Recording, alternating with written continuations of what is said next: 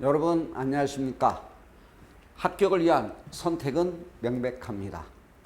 랜드프로에서 회계 원리를 강의하는 회계 원리의 신 김양수 교수입니다. 여러분, 여전할 것인가? 아니면 역전할 것인가? 여러분에게 역전의 기회가 되길 바라며 마지막 한 분이 결승점을 통과할 때까지 가장 낮고 가장 맨 뒤에서 여러분과 함께 하겠습니다. 합격을 주도하는 강사의 1%는 어떻게 다른지 저의 강의로 직접 실감하시기 바라며 합격을 주도하는 의지를 심어주는 1%는 어떻게 다른지 모두 함께 직접 지금 시간을 통해서 체험하시기 바랍니다. 힘들 때 기댈 수 있고 어려울 때 힘이 될 수 있는 김양수가 되도록 최선을 다해 여러분의 10%의 노력과 저의 열정 90%로 여러분들을 합격시켜 드리도록 하겠습니다. 수업에 최선을 다하는 최고의 강의, 교실을 떠나면 초라한 바보, 수업의 모든 정열을 쏟아버리는 멋진 선생, 그리고 오래도록 여러분 마음속에 기억되고픈 김양수입니다. 여러분, 우리의 목적은 간단합니다. 그리고 우리의 목적은 명확합니다. 무엇에 몰두하느냐에 따라 우리의 인생이 결정되듯이 주택관리사를 준비하신 여러분들을 위해 보다 쉽게, 보다 재미있게, 보다 빠르게 차별화된 강의로 정답을 도출할 수 있는 강의가 되겠습니다. 합격을 어떻게 주도할 것인가? 이제 여러분들의 선택과 결정만 남았습니다. 그러나 그 선택의 결과는 합격자 발표 이후 극명하게 양분될 수 있습니다.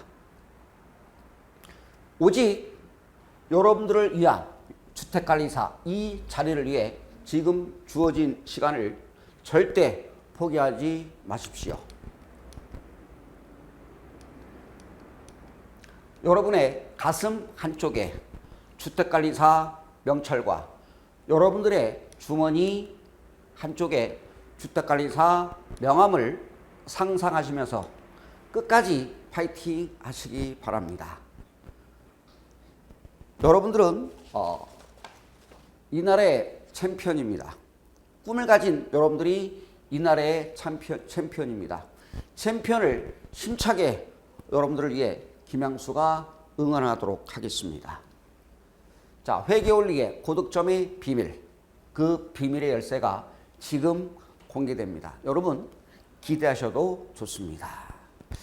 자, 지금부터 인문 특강을 시작하도록 하겠습니다. 자, 보시죠.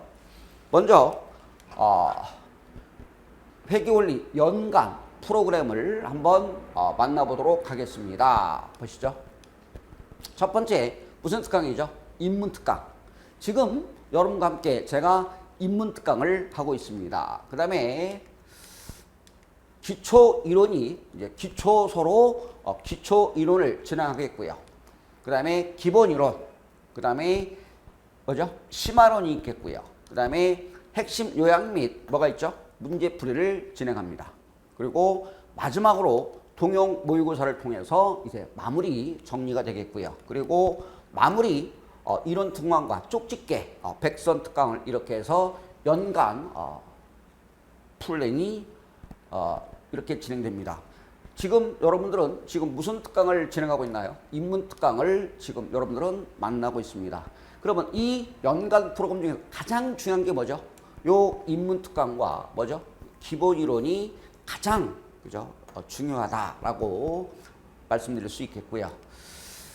자, 그러면 우리 주택관리사 21회 또는 22회 합격자 수 시험 통계에 대해서 한번 제가 여러분들을 보여드리도록 하겠습니다.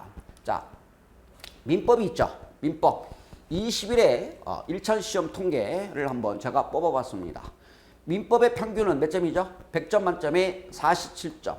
그죠? 과락자 수 7,000명. 과락률이 몇 프로죠? 약 40%가 민법의 과락이고요. 그 다음에 두 번째, 시설 개론은 평균 점수가 38점. 어려웠죠? 그죠?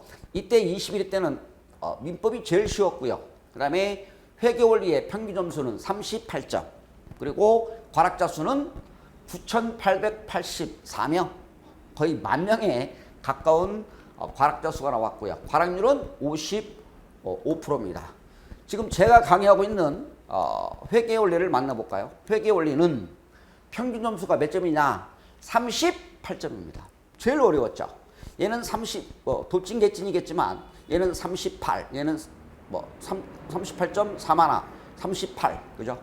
과락자 수가 10,000명이 넘었죠. 10,307명이 회계의 과락을 면치 못했습니다. 과락률은 몇 프로냐 보신다면 58.17, 그죠? 58%가 되겠고요. 그러면 응시자 수는 17,717명 중에서 합격자 수는 2,633명, 약 합격률은 14.86%입니다. 그죠? 회계가 제일 어려웠는데 저한테 회계 강의를 들으신다면 최소 몇 점은 맞나요? 70점에서 80점의 고득점을 할 수 있겠습니다. 그죠? 오케이. 그죠? 제일 어려웠던 게 회계였고요. 그러면 22회 때 한번 시험 통계를 한번 만나보도록 하겠습니다. 자, 민법은 평균 40일, 그죠? 과락자 수 9,600명, 49%가 과락이고요. 시설계는 42%, 1%가 더 평균이 높죠? 9,044명, 45%. 자, 회계원리 평균 점수가 몇 점이냐면 43점, 그죠? 제일 쉬웠죠? 얘 41, 얘 42, 얘는 43. 그래서 8,900명, 과락률은 45%입니다. 제일 쉬웠죠? 21회 때는 회계가 제일 어려웠고요. 22회 때는 회계가 그나마 쉬웠던 편입니다. 그리고 응시자 수는 19,784명에 합격자 수는 3,257명. 21회 때는 14%, 얘는 몇 프로? 16%입니다. 그래서 회계 원리가 22회 때는 제일 쉽게 출제됐고요. 23회 기출문제는 아직 시험 통계가 나오지 않았기 때문에 시험 통계가 결정이 되면 수업 시간을 통해서 통계를 한번 내보도록 하겠습니다. 자, 보시면 되겠고요.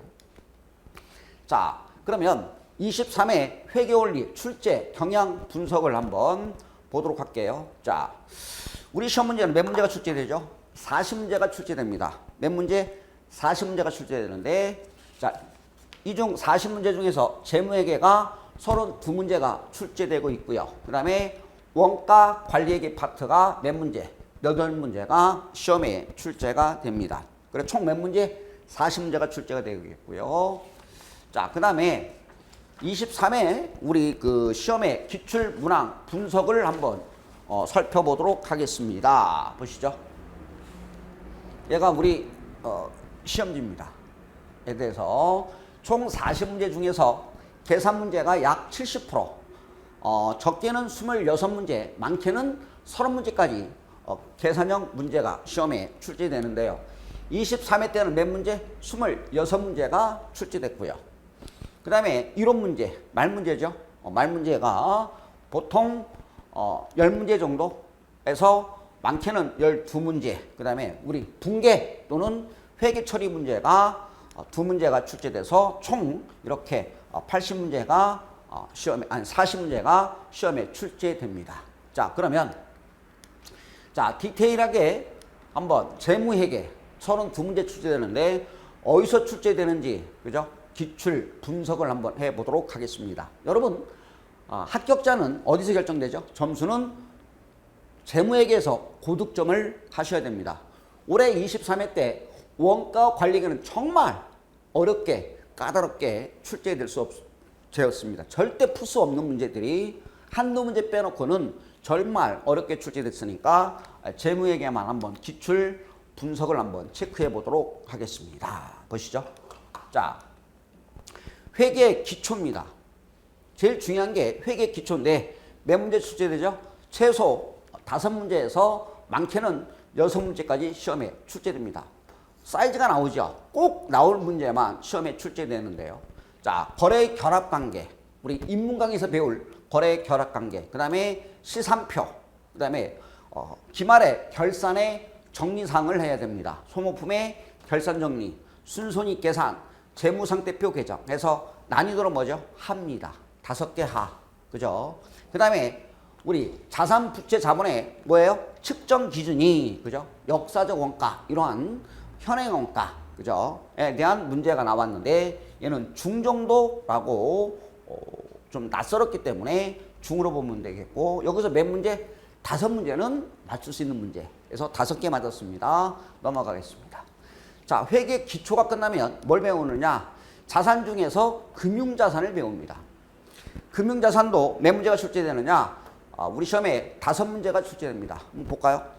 자, 금융자산의 분류, 난이도 하, 은행계정 조정표, 대손, 손상 회계에 대한 문제, 현금 및 현금성 자산 하, 당좌 처월 하, 난이도가 뭐죠? 합니다. 그런데 우리 시험 22회 때 요 4가지는 그죠? 22회 때도 출제됐고 23회도 출제됐죠. 그죠? 동일하게 물어본 게 금융자산의 분류, 은행계정 조정표, 손상, 현금 및 현금성 자산이 22회, 23회 동일하게 출제됐다라고 해서 난이도 뭐죠? 하. 그러면 지금까지 난이도는 하가 몇 개? 10개, 10개입니다. 자, 볼까요?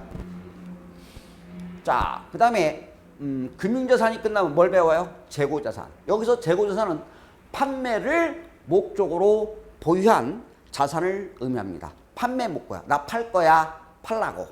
라고 보유하고 있는 것이 재고자산인데 우리 시험에 재고자산은 최소 4문제에서 많게는 6문제까지 시험에 출제가 되는데요. 볼까요? 자, 회계 처리. 그죠? 원가 흐름에 대한 선입선출법, 매출 총익률법, 총 매출액인데 재고자산은 뭐다? 시험에 나오면 껌이다. 다 맞추셔야 돼요. 껌이에요. 난이도 뭐죠? 다 합니다. 왜 난이도 하는 뭐냐면 수십 문제 풀어본 거예요. 그죠? 눈에 낯설어요. 그럼 뭐죠? 나보고 어쩌란 얘기지? 이건 상이에요. 그러나 이 난이도 하는 수업 시간에 엄청나게 매주 풀었던 문제가 출제됐기 때문에 난이도는 다 합니다. 그러면 보세요. 재고자산이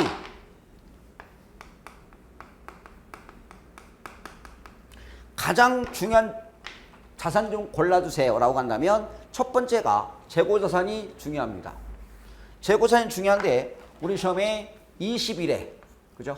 22회, 23회 재고자산의 문제를 보면 21회 몇 문제? 6문제 출제됐고요. 22회 때 4문제, 23회 때 4문제. 그러니까 최소 4문제에서 많게는 6문제가 출제되는 파트가 뭐예요? 재고자산입니다. 됐나요? 판매를 목적으로 보유한 자산을 의미해요. 됐나요? 오케이. 자, 넘어갈게요. 자, 재고자산이 끝나면 무엇을 배우느냐? 유형자산이죠. 유형. 얘는 영업활동에 사용할 목적으로 보유하고 있다. 다만 물리적 형체가 있으니까 유형이죠. 그죠? 물리적 형체가 있으니까 유형입니다. 그러면 영업활동에 사용할 건데 물리적 형태가 없다. 그럼 뭐죠? 무형자산입니다. 그러면 유형자산에서 몇 문제? 4문제. 난이도 보면 하. 그죠? 하. 그리고 복구 비용에 대한 취득원가를 물어보는 좀 난이도가 상해 좀 낯설은 문제가 출제됐고요. 특허권 상각을 물어보는 문제가 나왔는데 여기서 난이도는 뭐죠? 하가 몇 개? 3개. 그죠? 그러면 3개니까 지금까지 난이도는 하는 몇 개죠? 13문제가 하였습니다. 그러면 이때 유형자산에 그죠? 기출문제를 분석을 해보면 21회, 22회, 23회를 보시면 21회 때 6문제 출제됐습니다. 22회 때 6문제 그 다음에 23회 때 올해 몇 문제? 23회 때 4문제가 출제됐습니다. 4개. 그러면 여러분 자 최소한 40문제 중에서 자산 중에서 중요한 자산 좀 골라주세요. 그럼 뭐 아니면 뭐예요? 재고 아니면 유형입니다. 최소 몇 개? 12개죠. 그죠? 18 나왔겠습니다. 최소 8문제, 많게는 12문제까지 나오는 파트가 재고자산과 유형자산 파트입니다. 됐나요? 그래서 재고하고 유형이 중요하다라고 말씀을 들어볼 수 있겠습니다. 자, 이렇게 자산입니다. 자산까지가 약 20문제에서 많게는 24문제까지가 자산까지 회계 기초부터 자산에 대해서 배워요. 자산이 약 20문제에서 24문제가 출제가 된다라고 보시면 되겠고요. 자, 그 다음 자산이 끝났어요. 자산 끝나면 뭘 배우나요? 부채를 배워요. 뭘 배워요? 부채죠. 부채가 우리 시험에 2문제 정도 출제됩니다. 가장 대표적인 부채꽃이 뭐죠? 사채입니다. 뭐라고요? 사채. 여기서 사채는 마동포 사채가 아닙니다. 회사채를 말해요. 회사가 발행한 채권이라고 해서 우리는 뭐예요? 회사채. 그래서 줄여서 사채라고 얘기합니다. 몇 문제? 2문제가 출제되고요. 한두 문제 정도. 우리 시험 21회 때는 사채와 관련된 문제가 약 3문제가 출제됐습니다. 그리고 그 다음에 뭐죠? 충당 부채. 부채는 추정을 해서라도 부채를 인식하게끔 우리 기준에서는 허용하고 있습니다. 그죠? 얘는 팩트예요? 추정이에요? 추정 부채가 되겠고요. 하하 되겠고. 자본입니다. 자본이 한 4시간, 5시간 수업을 하겠습니다만 한두 문제 정도 반드시 출제되는 가장 중요한 파트인 자기주식에 대한 회계 처리. 그 다음에 주당 순이익을 물어보는 문제. 난이도 뭐죠? 하가 출제됐죠. 그리고 이제 뭘 배우죠? 수익. 그죠? 그 다음에 건설 계약 손익을 물어보는 문제가 중인데 이것도 사실은 뭐예요? 하라고 보셔야 돼요. 왜? 매주 풀었어요. 그 다음에 가장 쉽게 되는 먹으라고 하는 껌이야라고 출제되는 수익의 인식 5단계를 물어보는 문제가 그죠? 순서를 발라내봐 라고 하는 문제가 출제됐으니까 몇 개죠? 최소 5개입니다. 그럼 아까 13개에 5개 몇 개? 18개가 하 문제를 물어봤고요. 자, 이렇게 되겠고요. 그 다음에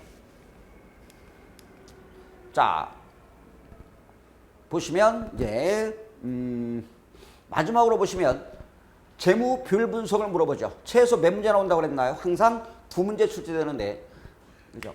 가장 기본적으로 출제되는 유동 비율과 당자 비율을 물어봤는데 우리 이것도 마지막 그죠? 마지막 최종리 라이브 특강에서 풀어준 문제 그죠? 출제됐습니다만은 얘도 중으로 표시되겠습니다만은 하의 문제라고 보시면 되겠습니다. 그 다음에 매출액을 물어보는 난이도 하 이렇게 물어봤고요.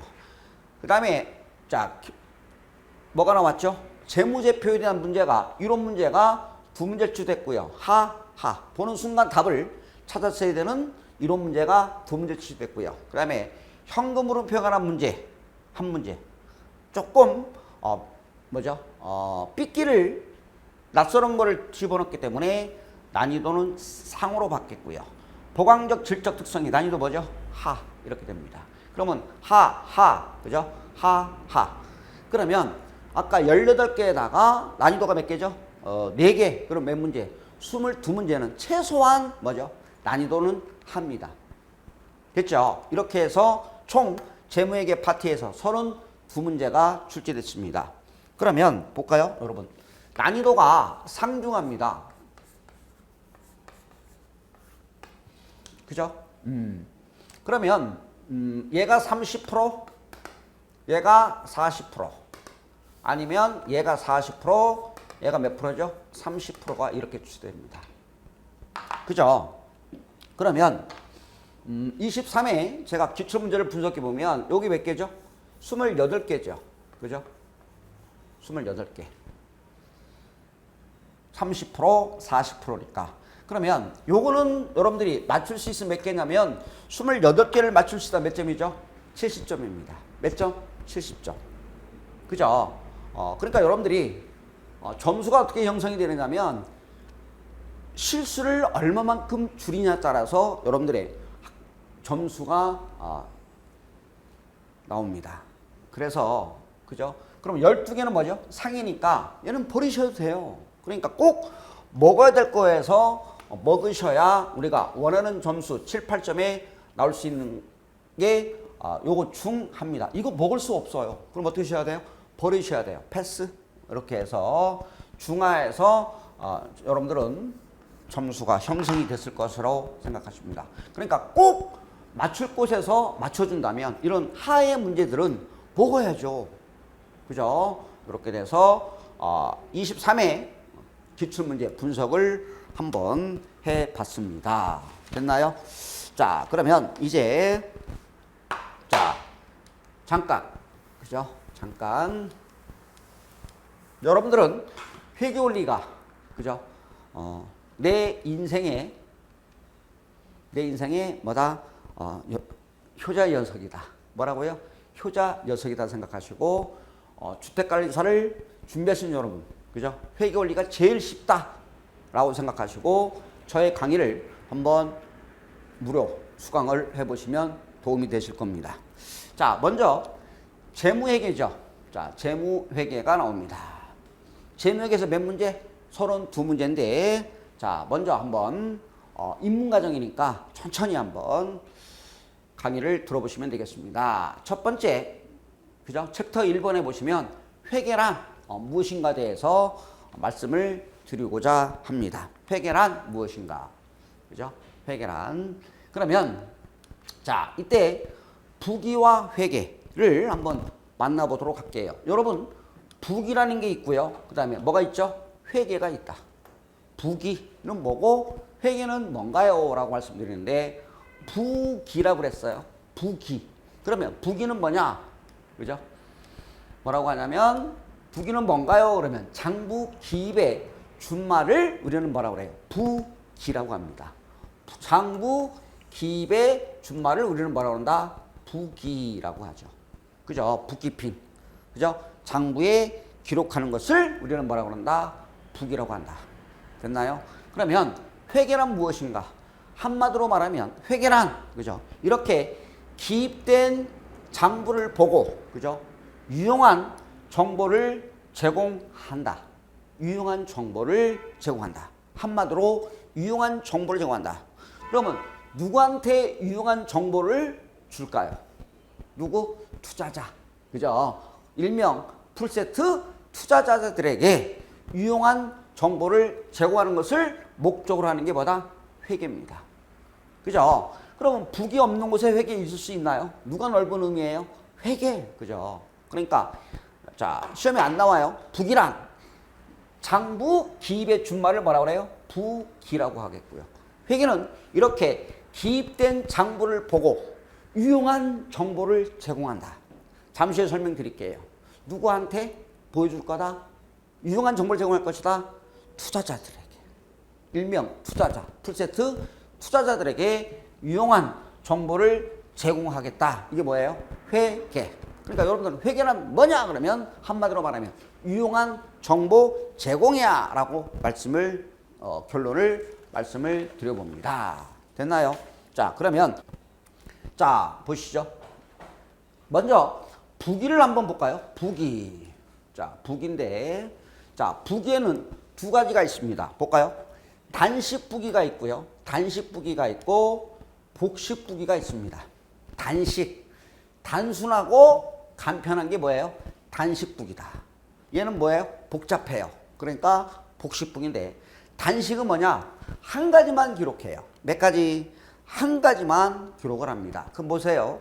제가 빵을 샀다. 빵을 샀다.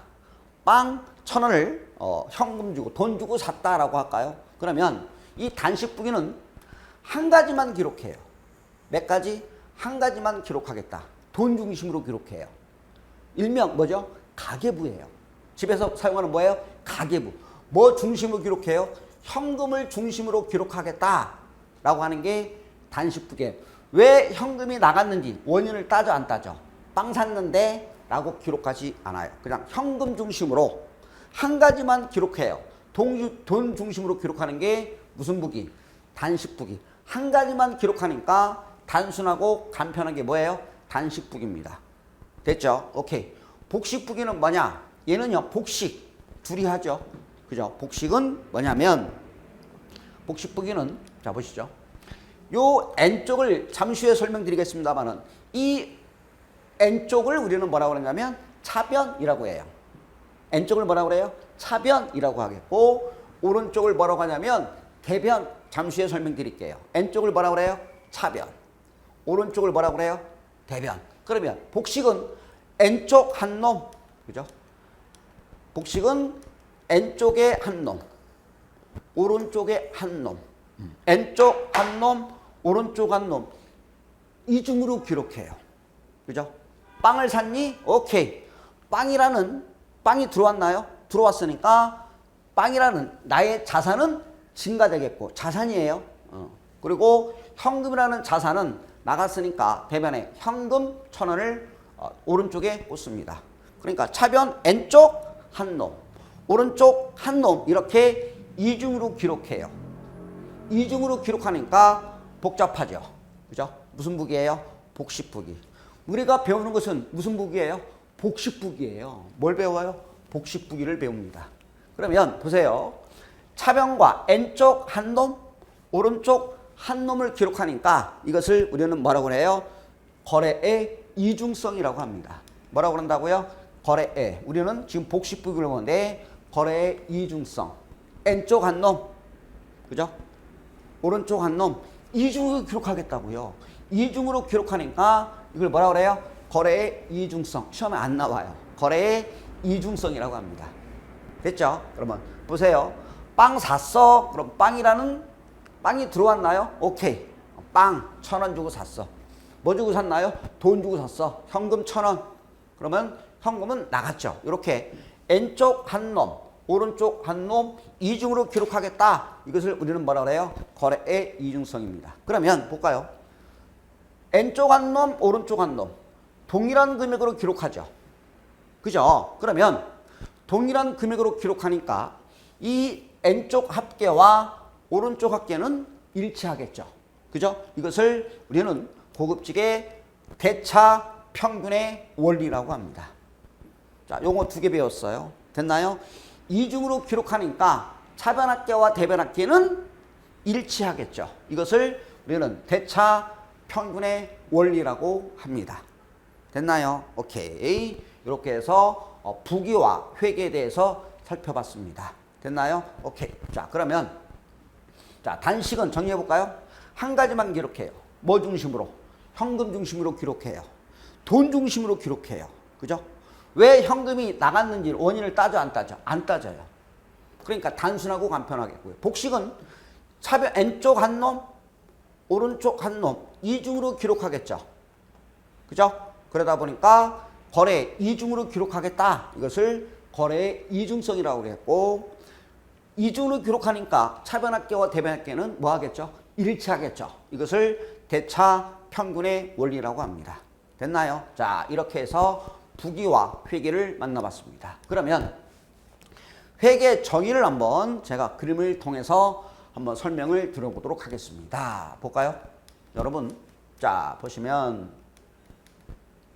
여기 뭐죠? 기업 실체, 건물이 있고요. 기업입니다. 그리고 여기는 누가 있느냐 보시면 회계 정보 이용자가 있습니다. 그죠? 회계 정보 이용자 누가 있을까요? 회계 정보를 이용하는 자, 우리 회사에 그죠? 정보를 이용하는 자 누가 있을까요? 투자자, 그죠? 투자자가 있겠죠. 그죠? 가장 대표적인 누가 있을까요? 주주, 그다음에 채권자. 우리는 풀세트 투자자라고 얘기합니다. 그러면 회계 정보 이용자가 보시죠. 기업 실체에 대한 합리적인 뭐 할 수 있도록 의사결정할 수 있도록, 그죠? 합리적인 의사결정할 수 있도록 기업 실체가 회계 정보 이용자에게 뭐죠? 유용한 정보를 제공한다. 그죠? 유용한 정보, 그죠? 도움이 될 수 있는 따끈따끈한 유용한 정보를 제공한다. 그러면 이때 유용한 정보를 어디다 담아서 보여줄 거냐? 어디다? 그죠? 그 결과값이 유용한 정보를 제공하는데 그 결과값이 뭐가 되죠? 뭐가 되냐면 재무제표가 있을 때, 그죠? 재무제표에 담아서 유용한 정보를 보여주자라고 하는 게 회계의 정의입니다. 됐나요? 오케이. 그러니까 뭐죠? 그 결과값이 뭐예요? 재무제표. 그 재무제표가 있을 때 그 정보는 유용한 정보야 라고, 그죠? 기업 실체가 정보 이용자에게 그 결과값인 재무제표를 통해서 담아서 보여주면 회계 정보 이용자들이 합리적인 의사결정할 수 있도록 기업 실체가 정보 이용자들에게 유용한 정보를 제공하는 것을 우리는 뭐라고 그런다? 회계다라고 이렇게 정의를 내려봅니다. 그죠? 그러면 이때 이 투자자, 주주나 채권자들이 투자할지 말지에 대한, 그죠? 정보를 주면 된다. 이 결과값이 뭐가 된다? 재무제표, 즉 결산보고서가 되겠습니다. 됐나요? 오케이. 이게 회계의 정의입니다. 여러분, 우리 학교 다닐 때도 어때요? 부모님들이 저한테 투자를 하죠. 그죠? 합리적인 의사결정할 수 있도록 투자를 합니다. 그럼 저는 열심히 공부해서 뭘 제공하죠? 성적표를 제공하겠죠. 그죠? 그러면 이 성적표가 뭐예요? 결산보고서, 재무제표를, 성적표를 제공해서 그러면 그 부모는 의사결정을 하겠죠. 얘를 패 죽일 건지 아니면, 그죠? 학원을 보낼 텐지 의사결정할 수 있게끔 유용한 정보를 제공하는 것을 우리는 뭐라고 그런다? 회계. 어디다 담아서 보여주자? 재무제표가 있을 때 그 정보는 유용한 정보다라고 말할 수 있겠습니다. 됐나요? 오케이. 자, 그러면 회계의 목적은 고급지게 어떻게 설명하고 있는지 한번 보도록 하겠습니다. 회계의 목적. 자, 볼까요? 회계의 목적은, 자, 주요 이용자. 그죠? 가장 주요 이용자인 누구? 현재 및, 그죠? 현재 투자자 또는 잠재적 투자자. 그죠? 초딩 1학년도 미래 잠재적 투자자가 될 수 있겠죠. 그죠? 현재 및 잠재적 투자자, 대여자 및 채권자가 투자할지 말지에 대한 정보를 주면 된다고 그랬어요. 기업 자원을 제공하는 것에 대한, 그죠? 기업의 자원을 제공하죠. 에 대한 의사결정할 때 유용한 보고기업의 재무 정보를 제공하는 것이다. 이때 재무정보 제공은 뭐죠? 재무제표에 담아서 보여주는 것이 유용한 정보야 라고 이렇게 고급지게 이렇게 얘기를 합니다. 시험에 나온다면 밑밥 깔아주는 문장으로 나올 수가 있겠습니다. 됐죠? 자, 그러면 이때 재무제표에 담아서 보여주자고 그랬죠. 그죠? 그러면 재무제표를 한번 제가 요 판때기에다가 한번 띄워보도록 하겠습니다. 자, 여러분들은 필기하지 마세요. 제가 여러분들한테 요거죠. 요런 자료를, 그죠? 제가 특별히, 여러분들한테, 제가 A4에 2장을 안 쳐가지고 여러분들한테 자료를 PDF로 아마 업로드를 해드릴 겁니다. 그냥 눈도장만 찍어주시면 되겠습니다. 자, 보시죠. 자, 재무제표의 범위 5개 소개합니다. 재무제표에는 5가지가 있습니다. 첫 번째, 기말 재무상태표가 있겠죠. 기말, 그죠? 재무상태가 뭐죠? 재산상태, 그죠? 그 기업의 자산이 얼마고, 부채 얼마, 네 돈 얼마, 그래서 재산상태를 나타내는 보고서가, 결산보고서가 재무상태표라고 합니다. 됐나요? 두 번째 보시죠. 두 번째는 기간 포괄손익계산서, 그죠? 1년 동안 얼마나 벌었니? 순이익이 얼만데, 그래서 연봉을 나타내는 거죠. 1년 동안 얼마나 벌었니? 하고 그 기업의 재무 성과에 대한 를 나타내는 결산보고서가 포괄손익계산서가 있겠습니다. 됐나요? 그 다음에 자본변동표. 자본의 크기와 변동을 나타내는 보고서가 자본변동표가 있겠습니다. 됐나요? 자, 네 번째, 현금흐름표.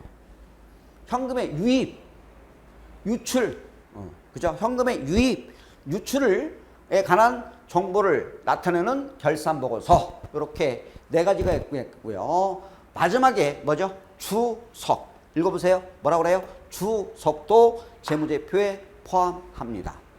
됐죠? 그러면 이때 네 가지는 그죠?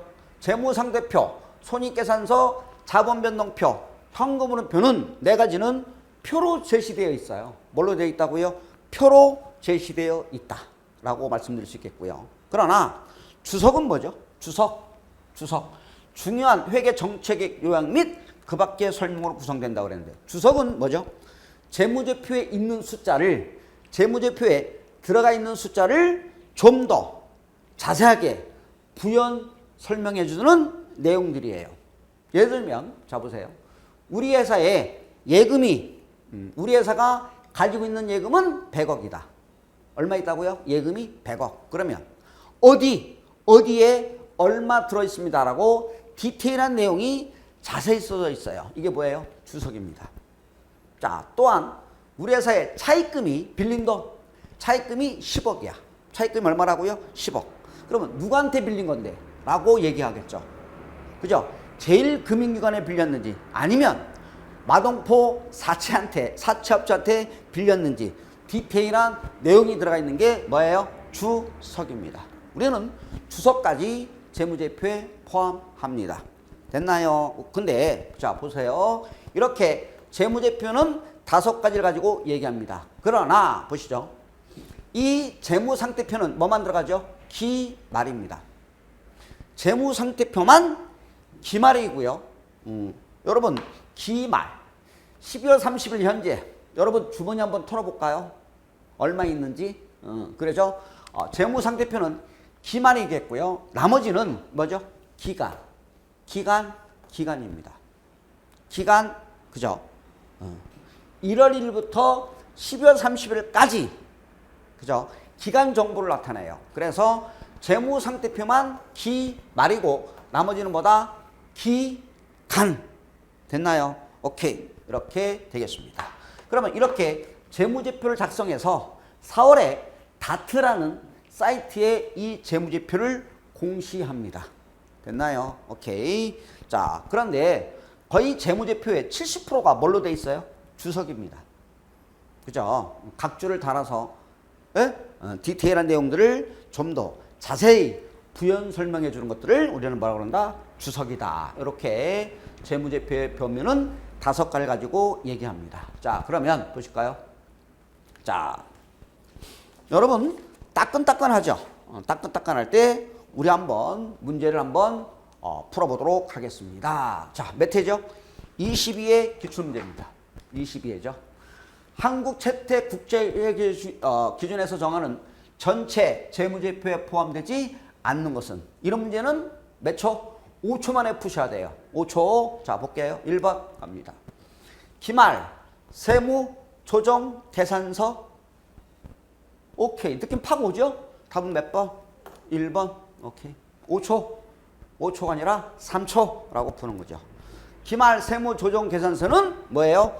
공개하지 않습니다. 답은 몇 번? 1번. 껌이죠. 자, 2번. 기말 재무상태표. 그 다음에 기간손익과 기타 포괄손익계산서. 그죠? 얘가 포괄손익계산서가 되겠어요. 오케이. 그 다음에 네 번째. 기간 현금흐름표. 그 다음에 뭐까지 포함한다? 주석까지 재무제표에 포함됩니다. 됐나요? 자, 이렇게 해서 1교시에 그죠? 1교시에 부기와 정의. 그죠? 그 다음에 회계의 정의를 살펴봤고요. 회계는 무엇인가? 됐나요? 한마디로 유용한 정보 제공이야 라고 말씀드리고 싶은 거겠고요. 그 다음에 중요한 건 전체 재무제표 몇 가지? 5가지. 눈도장 찍으셨나요? 첫 번째 기말 재무상태표. 그 다음에 기간 포괄손익계산서. 기간 자본변동표. 기간 현금흐름표. 마지막 뭐까지? 주석. 이렇게 해서 재무제표는 5가지 가지고 얘기합니다. 됐나요? 자, 여기까지가 인문특강의 1교시입니다. 1교시다 보니까 저도 긴장을 했겠습니다만은 그 다음에 잠시 후에 이제 회계 분류, 그죠? 예, 본격적으로 회계 분류에 대해서 살펴보겠고요. 그 다음에 재무제표인 재무상태표 그리고 포괄손익계산에 대해서 이제 공부를 해보도록 하겠습니다. 자, 여러분 1교시 정말 고생하셨습니다. 잠시 후에 다시 여러분들을 찾아뵙겠습니다. 감사합니다.